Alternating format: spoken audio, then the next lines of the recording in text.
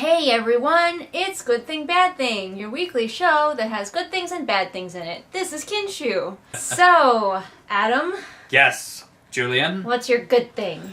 My good thing, I am prepared. It was almost last week's good thing, but it didn't happen in last week. It was just planned in last week. It happened this week. And I have, one of my good friends has invited me to be part of their bridal party, and I'm super excited about that. Yeah, and, he mentioned the wedding, I think, in the last one, that the proposal happened. And on Monday of this week, we took the day off, and we spent a good hunk of the day at a socially distanced and almost empty bridal dress shop. And we even managed to pick out a dress on that day. And it was a lot of fun, and I enjoyed looking at pretty dresses. Well, she's got like 2 years before she's actually going to get married. We're going to see if she sticks with this dress. I am dubious. Place your bets. We were all very happy with it. It was a good day. We looked at a lot of dresses, had a great time, and found an excellent dress that really connected with us. Yes, in case you're wondering, Adam likes to go like dress shopping and shit. Like he enjoys the real life version of that montage in all the movies where the girl keeps coming out wearing a different dress. Yeah, he likes that. Unfortunately, he married me. Because you would look absolutely stunning in so many dresses. We could just go wedding dress shopping and pretend we're getting married. So you, like, by hour 6 or by hour 4 or something, you by would have hour been... 2. Hour 2, I would have been done. Yeah. A whole day of clothes shopping sounds like another version of hell to me. Okay, anyway, what's my good thing? It's not gonna be big or exciting, because this week just kind of was. Yesterday at work, my boss, well, the lady in the office, had a surprise doctor appointment. Nothing serious, they just switched her appointment. And she's like, can you come work in the office? So I got to work in the office for like 2 hours, and I got some writing done. So that was good. I did have to actually do work in the office for a little while, so I didn't get to write for the full 2 hours. But once I finished my tasks, then I got some writing done, and that was nice. Alright, Adam, what's your bad thing? I wasn't prepared for that one. You never are, and yet you're always scolding me. This is my bad thing. I managed to not vent at you about this earlier, Uh-oh.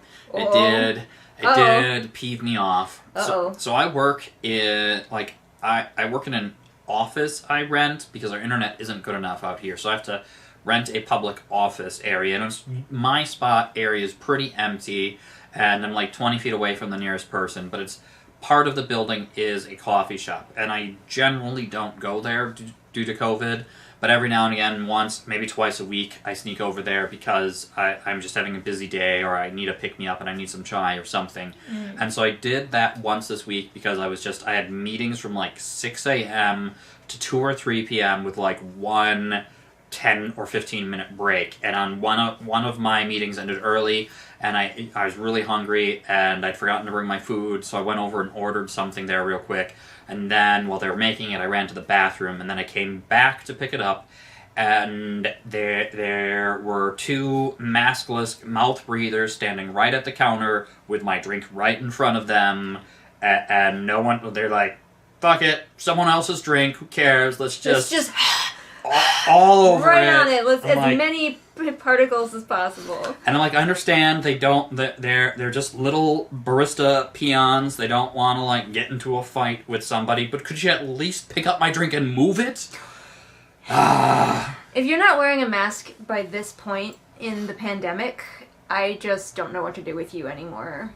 And if it's because of a health issue that you can't wear it, but you are still choosing to go into a store or a coffee shop that has a drive-through window, that has a fucking drive-through window, or has grocery pickup or whatever, I think you're a bad person. Flat out, point blank. There are options for you if you have a reason that you cannot wear a mask. If you're still in there without a mask, I cancel you. You're canceled.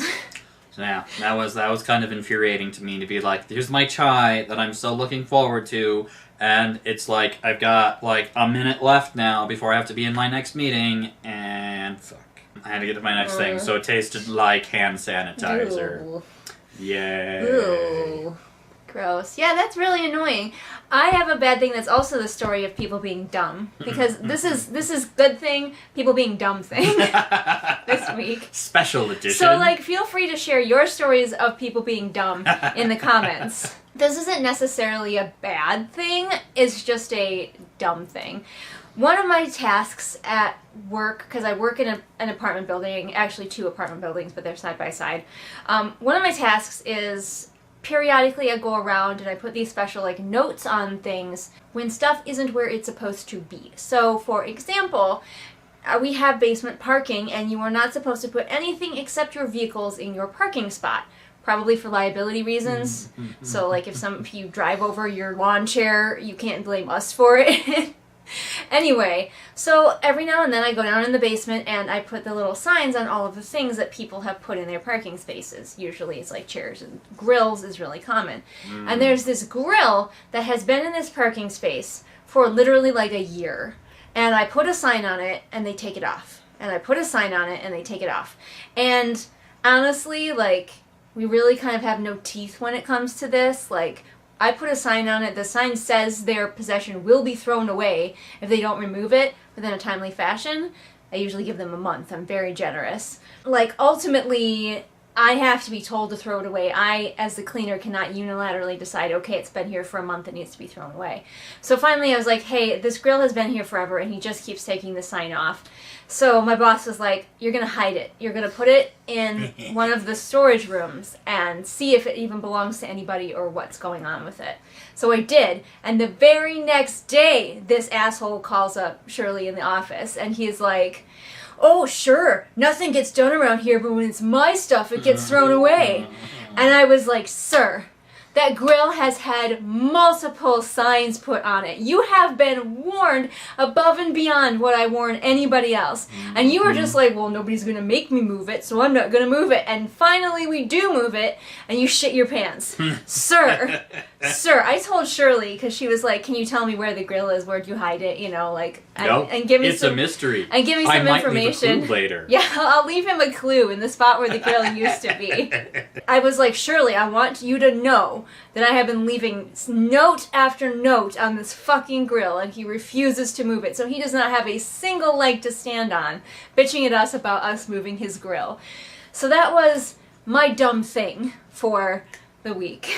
Okay, real quick, because Adam's going to have to go play games soon. What's our Oreo cookie, Adam? So, you and I have some difficulties working on projects together. We have different communication things, but we found a simple little fun project thing that we could do today, and it was making our own candles from scratch, including coloring and scenting. We didn't harvest the beeswax, nor did we make the essential oils ourselves for scenting them. But I mean, like, when you make cookies from scratch, do you grind the flour yourself? No. I will say, for everybody who's going to comment, because we have pets in the house and also working with essential oils, we shut all the pets away in a part of the house where they would be separate from the essential oils, and we ventilated the area where we were doing it so that it would not become overwhelming. So everybody who's hurrying to the comments to be like, essential oils around pets is dangerous, we know we took precautions. Indeed. We made a couple different fun little candles with our own scents and stuff, and had a pretty relaxed, pretty groovy little project-y thing that was successful. And do you wish to show off Mr. Franken-Candle? Okay, this one's actually one of the projects that I was working on while we were making them ones from scratch. I had a bunch of dead candles that were like old, and so I melted them all down and I put them into one candle. So you can, I don't know if you can see the 3 layers, but the bottom layer, and then this one's kind of a pale purple, and then the top layer is kind of a blue. And so it's going to be interesting smells as it is obvious if we face it. It is obviously not sea salt sage. No. But this looks like a shiny new candle. It's like very cool. Pretty much, except for that weird mark that it left on the top from that. But this is not like a nice beeswax candle. This is several cheap candles melted down and formed into a new Franken candle. Which was still fun. But yeah, it was. We did like fancy beeswaxy things and made our own colors and scents. It was a lot of fun. I enjoyed our little candle project. It didn't make a big mess. We cleaned it up right away. Yeah. Good time. It was good. That was our Oreo cookie. Yeah. Okay, everyone. Thank you so much for watching our good thing, weird thing. We will see you again probably next week. I'll see you sooner in whatever video I'm doing next. You ready for the goodbye, Adam? Always ready. 3, 2, 1, bye! Bye! Franken candle.